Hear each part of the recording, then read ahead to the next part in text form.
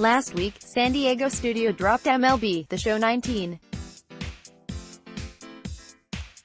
It's my personal favorite video game every year, and I spend way too much time rebuilding a franchise that, in reality, I will never influence in the slightest. But damn it, do I love it. Similar to Michael Augustine running us through a 2019 simulation using OOTP, I ran the simulation in MLB The Show's franchise mode for the year to spoil it for all of us. You are welcome. Preseason roster roundup going into the year, the default player ratings were very poor. Witt was at a 90, Brad Keller was an 83, Salvi was an 81, and that's the complete list of everyone above an 80. Off to a very rough start, but Digital Ned Yost knows how to get the most out of his digital guys. To keep the simulation as close to real as possible, Salvi was optioned to AAA. Homer Bailey, buried in AA with a 68 rating, was selected to be a key piece to the rotation. Ian Kennedy and his large contract were sent to the bullpen. The roster was made to match what I believe the actual lineup will look like for the majority of the year. Lineup: Witt 2B Mon DCSS Gordon LF Solar RF Dohern 1B Duda DH Owings RF Dozier 3B Maldonado CBH AMCF Bench Owings, Duda Goragala Hair Rotation Keller Junis Buffy Bailey Lopez Bin Kennedy Ellis Hilm Coffee Zimmer Diekman Peralta Boxberger. That lineup will change with the ebbs, flows throughout the season, but I think that's where they sit most games. I also used the new feature of extending players currently under contract to lock up 2 of Mondesi's free agent years. In the end, it was 7 years for $85 million, and I backloaded it, which is also a new aspect and is neat. Isn't it neat? It's pretty neat. Let's roll. End of April lookout. The Royals came out of the gate sprinting. Maybe it was a result of a weak schedule or the boys just feeling themselves, but they got out to a 19-11 record. Hot damn. Like we all saw coming, Lucas Duda led the position players in WAR as a DH. I imagine Kansas samplers and rally houses struggled to keep Duda jerseys in stock. Jakob Junis produces the most WAR among pitchers, and someone coins the term Jakob Smear November to describe the pitcher's plus slider. That person becomes a millionaire when Uncle Hud gets word of it and refuses to stop saying it. The Royals lead the All Central by 2 games. End of May. All good things come to an end. May was really tough on the boys in blue. When the calendar turns over to June, the Royals are 27-30 after going 8-19 for the month, and 4 games out of the division lead. Billy Hamilton takes over as the best position player, and his .283 average and 16 stolen bases are putting the haters in their place. Cybernet refuses to put him higher in the lineup because if it ain't broke, don't fix it. Junis continues to deal and lead the team, but the pitching all around had a very bad month. When asked about the Royals' pitching struggles, Stephen A. Smith says, well, what do you expect? They're still marching Brett Saberhagen and Jeff Montgomery out there. Those guys don't have any business being on the field. How true that is. End of June. More of the same, and the descent into the cellar begins, as do the dog days of summer. The Royals put together a 12-15 month, bringing their total to 39-45. The whole AL Central struggles though, and the Royals only lose 2 more games from the division-leading Indians. Witt takes his rightful place on top of the positional WAR leaders, while Junis keeps the throne for the pitchers.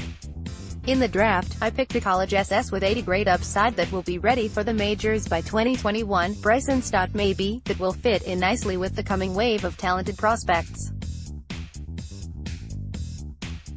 The rumor mill for trades has begun turning, and anyone on their last contract year is placed on the trade block.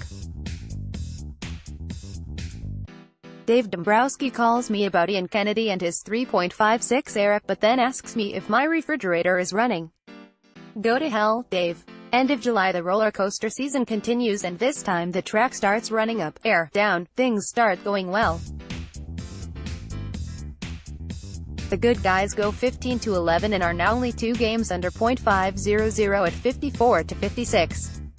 The war leaders remain to be Witt and Junis. Witt, Boxberger, and Hamilton are voted into the All-Star game. Any squad that features that trio is destined for good things 99 times out of 100. This year was that lone lost outcome, as the NL defeats the AL 15-6. By the end of the month, Hamilton, Owings, Duda, Boxberger, Diekman, and Maldonado are traded for prospects, and some solid prospects were in the haul. Another noteworthy trade was proposed by the computer. Digital Theo Epstein wanted Brett Phillips so badly that he offered David Bodie straight up. I love me some Brett Phillips upside, but that deal is juicy and is completed. I drive to Omaha to pack his bags myself and through tears, I watch him board the plane. Brett, I yell before the door closes. He turns to me. Yes, I just wanted to get another look at you. End of August, another month, another 12-15 record taking us to the final stretch at 66-71. Witt and Junis seem to be locks to stay atop the WAR leaderboard. Home crowds are starting to dwindle despite the team overachieving as a whole. Slugger falls into the visitor dugout during the Cardinals series. His costume head fell off in the fall and the Cardinals players proceeded to tear it apart. To the horror of KC children, they began eating it like it was monkey bread. They kept saying it was Street Louis style, but the rest of the world just called them assholes. End of September. Holy schnickies. The Royals, with a horrid lineup and rotation, go on a crazy run in their final month. They ride a 16-9 September to get 2 games above .500 at 82-80. They missed the division championship by 9 games and the last AL wildcard spot by 10, but not a single person in KC is complaining. In fact, Ned Yost is paraded through the streets in the back of a Chevy pickup all the way to his new statue at the Urban Youth Academy.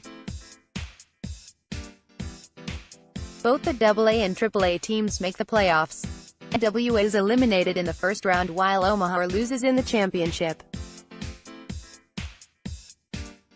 Witt doesn't lead the league in hits or stolen bases, but he does lead the league in doubles. Mondesi has a strong year and remains electric while leading the league in triples. Mike Trout and Rhys Hoskins win their respective league MVP awards while Yusei Kikuchi and Aaron Nola bring home Cy Young honors.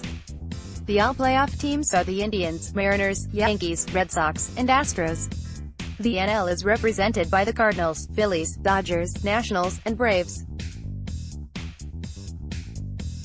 In the end, the Indians defeat the Phillies in the World Series despite Trevor Bauer ramming has grown into the hands of the entire pitching staff. It was quite a display of grit. Respect, Cleveland. There you have it. The entire 2019 season wrapped up in a bow and placed in your laps. The Royals competed, helped rebuild the farm system, and nailed the draft. I'd call it a very successful season.